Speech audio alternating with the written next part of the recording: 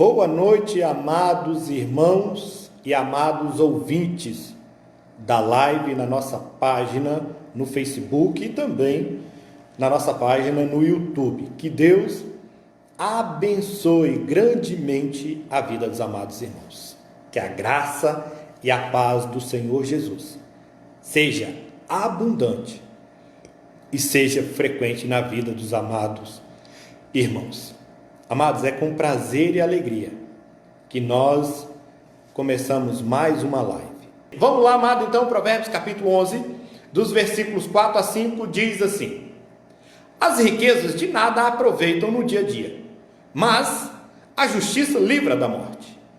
Versículo 5: a justiça do íntegro endireita o seu caminho, mas pela sua impiedade cai o perverso.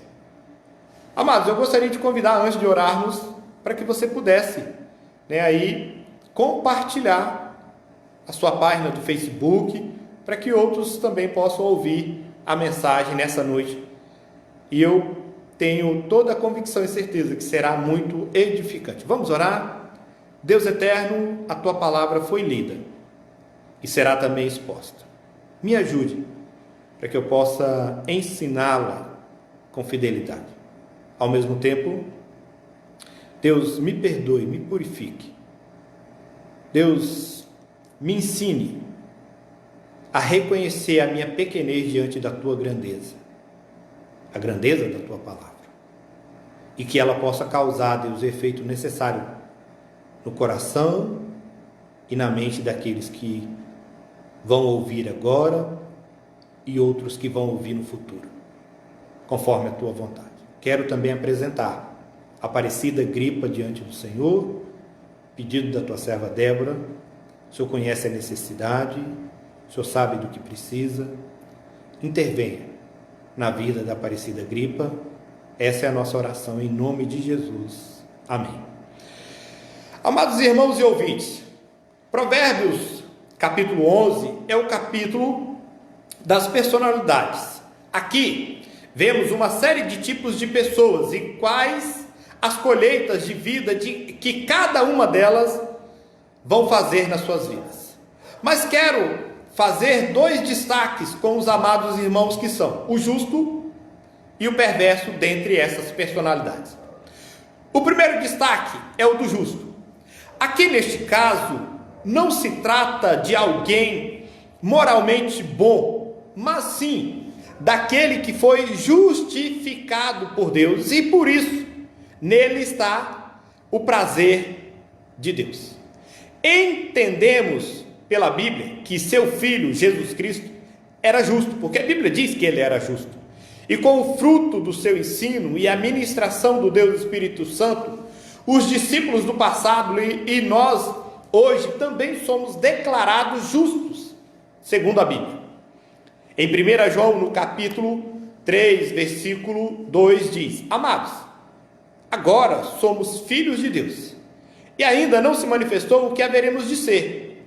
Sabemos que quando Ele, Jesus, se manifestar, seremos semelhantes a Ele, porque haveremos de vê-lo como Ele é. Por isso, há preciosas promessas para os justos, que foram declarados justos em Cristo Jesus. É por isso que na angústia eles serão ajudados e libertos.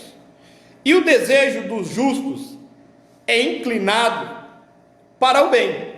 Eles serão sempre revigorados, não importando qual a estação da vida, e seu ânimo é bom.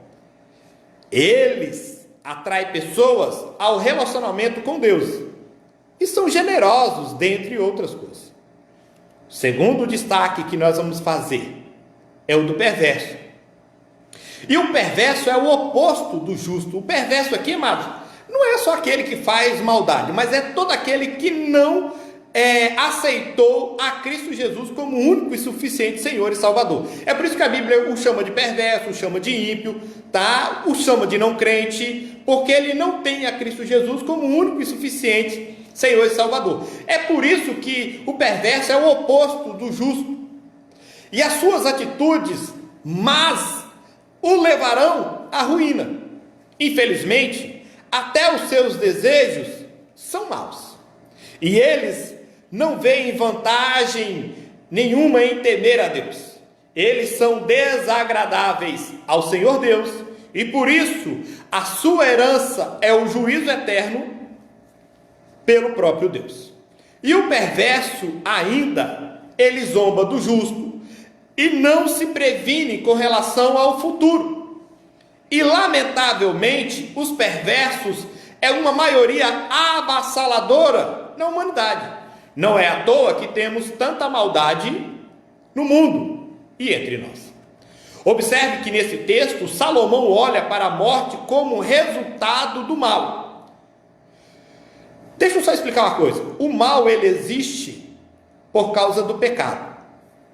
Quando os nossos pais, Adão e Eva, desobedeceram a ordem de Deus e comeram do fruto do conhecimento do bem e do mal que estava no jardim.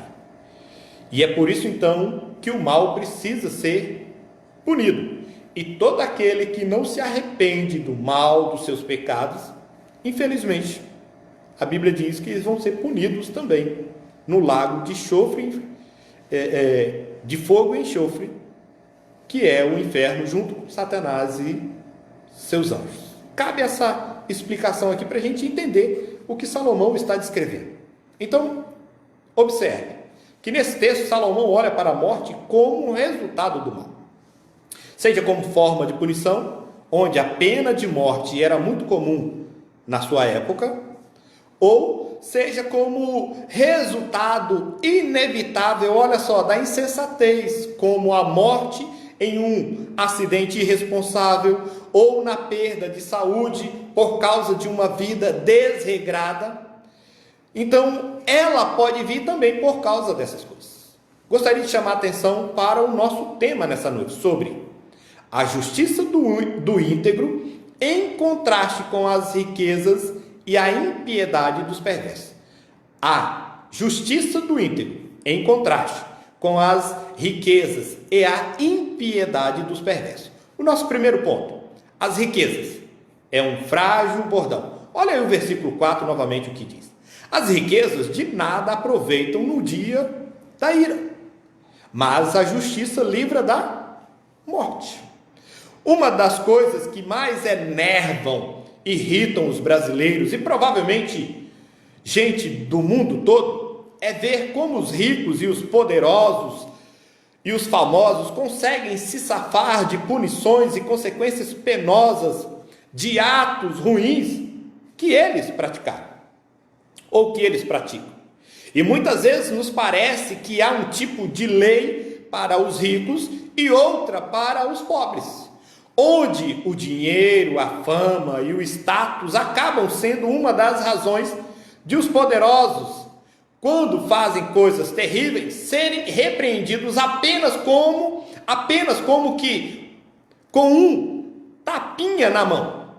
A impressão é de que a punição severa fica reservada apenas para aqueles que não podem comprar um tratamento diferenciado ou pagar um advogado para que o defenda ou coisas nesse sentido.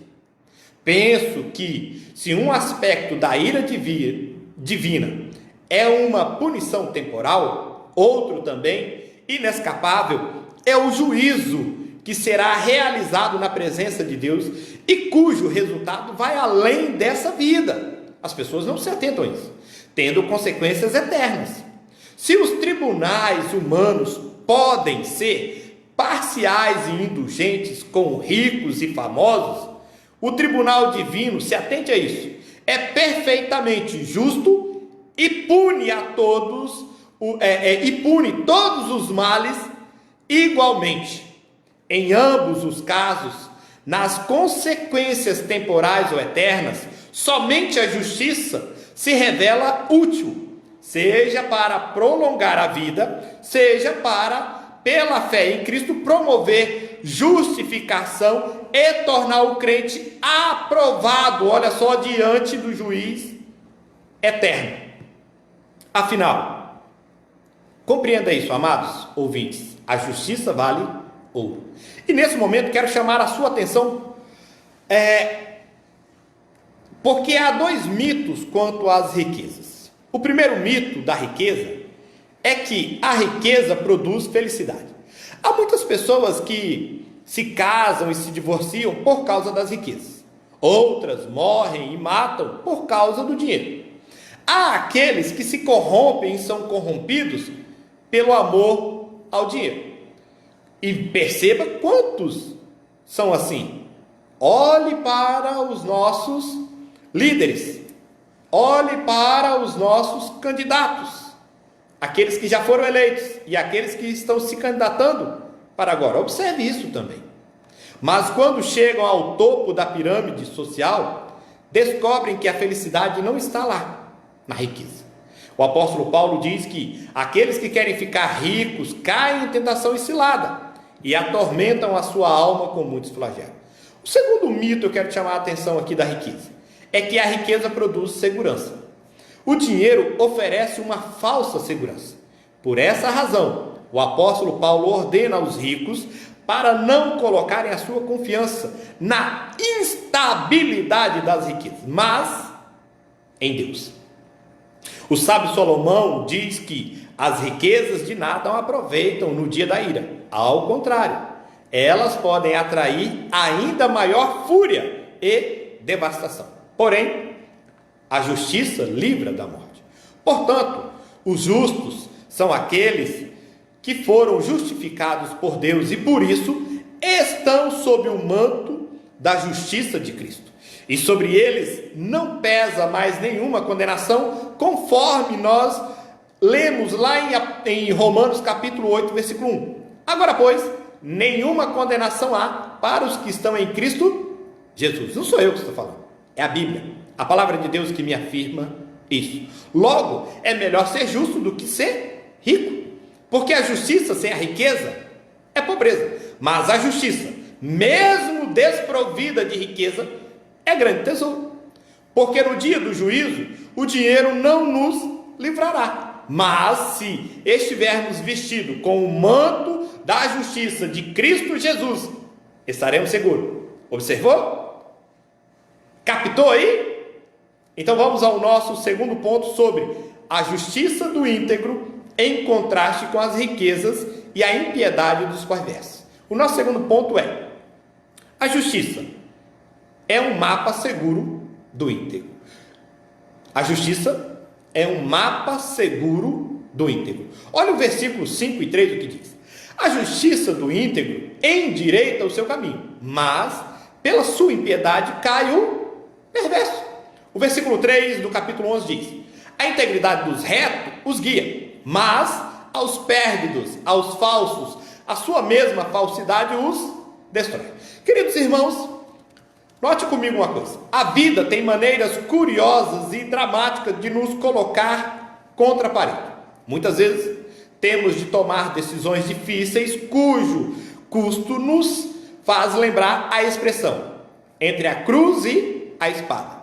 Entretanto, por mais difíceis e complexas que sejam as duras circunstâncias da vida, há pelo menos um constante: o certo é fazer aquilo que é honesto, mesmo que haja um custo para isso.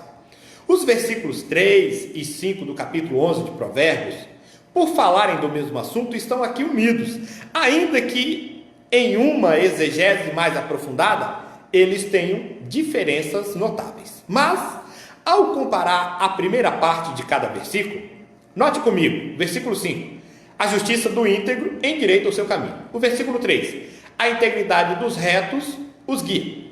Ou seja, percebemos que a integridade ou a retidão dos justos os guiam por um caminho reto. E esse caminho não é necessariamente o mais fácil, quase nunca não é, mas é aquele que faz os justos permanecerem de pé quando seus atos são avaliados, quando eles estão diante das autoridades e quando as suas ações e suas intenções são perscrutadas por Deus. Mesmo que haja um custo para ser honesto,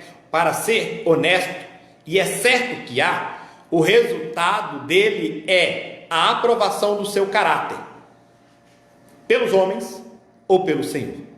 o que obviamente torna tal homem um sábio diante de Deus. Por outro lado, os versículos 3 e 5 dizem: mas pela sua impiedade cai o perverso. Versículo 3 diz: mas aos pérfidos, aos falsos, a sua mesma falsidade os destrói. Ou seja, a falsidade e a própria impiedade dos ímpios os destrói. Isso porque nem sempre é possível esconder os meios utilizados para enganar, fraudar ou usurpar o que é indevido.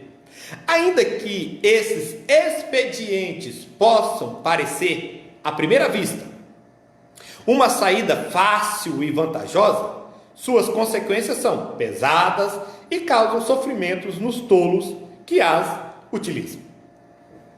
Ademais, o segredo mais bem guardado por eles é como um cartaz diante dos olhos de Deus, já que não há nada escondido que Deus não saiba.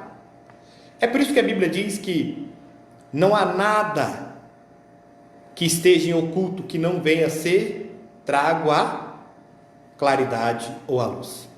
Porque nada e ninguém podem esconder qualquer coisa diante de Deus. Por isso, independente das dificuldades e do preço de cada decisão da vida, a escolha certa é sempre a verdade e a honestidade, as quais Deus conhece e aprova. Concordo com o ilustre escritor norte-americano Warren Wiersbe ao afirmar que a maior crise da atualidade é a crise de integridade. É a crise de integridade. Quem é você quando ninguém está olhando? Você é íntegro? Eu sou íntegro? E essa crise está presente nos palácios e nas choupanas, entre os ricos e no meio dos pobres, dentro das famílias e até mesmo nas igrejas. A falta de integridade, ela é um câncer moral que adoece mortalmente nossa sociedade. No meio desse mar de corrupção, o íntegro é uma ilha que ergue a sua bandeira e faz ouvir a sua voz, onde a justiça do íntegro endireita o seu caminho. Mesmo que atravesse desertos tórridos, ardentes, ou passe por vales escuros e ande sobre pinguelas estreitas ou em pântanos perigosos, e o íntegro chega a seu destino de forma segura e salvo. Porém, a impiedade é para o perverso uma armadilha mortal, onde o injusto maquina o mal contra o próximo e cai nessa armadilha. E ele despende suas energias arquitetando estratagemas para explorar o próximo e enriquecer-se ilicitamente. Mas essas tramas urdidas na calada da noite se voltam contra ele mesmo. Seu mal feito cai sobre sua própria cabeça, porque ele pode até escapar por um tempo, mas não escapará a vida toda. Pode até livrar-se do juízo humano, porém jamais será inocentado no juízo divino, do tribunal divino. Porque o perverso, por sua impiedade, ele cai, mas a justiça do justo, do íntegro, endireita o seu caminho. Amados, eu quero concluir dizendo: nesta noite nós aprendemos sobre a justiça do íntegro em contraste com as riquezas e a impiedade dos perversos. O primeiro ponto nosso foi: as riquezas, ela é um frágil bordão, mas a justiça, ela é um mapa seguro do íntegro, do reto, do justo, daquele que é justificado em Cristo Jesus. Que Deus abençoe a sua vida.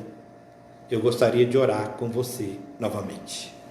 Deus Santo, Deus Eterno, muito obrigado pelo teu cuidado, pelo teu amor. Obrigado, Deus, por estas verdades emanadas da tua palavra. Que o Senhor, Deus, continue a abençoar o teu povo, os ouvintes, aqueles que não são membros da Igreja Presbiteriana, mas que têm acompanhado as nossas lives, os nossos estudos. Que o Senhor encha cada coração. Aplique essa palavra em cada coração e que ela cause o efeito necessário para que nós, que somos justificados em Cristo Jesus, possamos fazer toda a diferença na cidade de Cacoal. E o nome do Senhor ser glorificado por meio da nossa vida e por meio das nossas atitudes, dos nossos pensamentos e das nossas palavras. Em nome de Jesus é que oramos e louvamos e agradecemos ao Senhor. Amém. Amados irmãos, que Deus abençoe a sua vida, que Deus encha o seu coração abundantemente. Se Ele assim nos permitir em Cristo Jesus, amanhã nós estaremos de volta nesse mesmo horário, nesse mesmo canal. Em nome de Jesus, que Deus abençoe. Amém.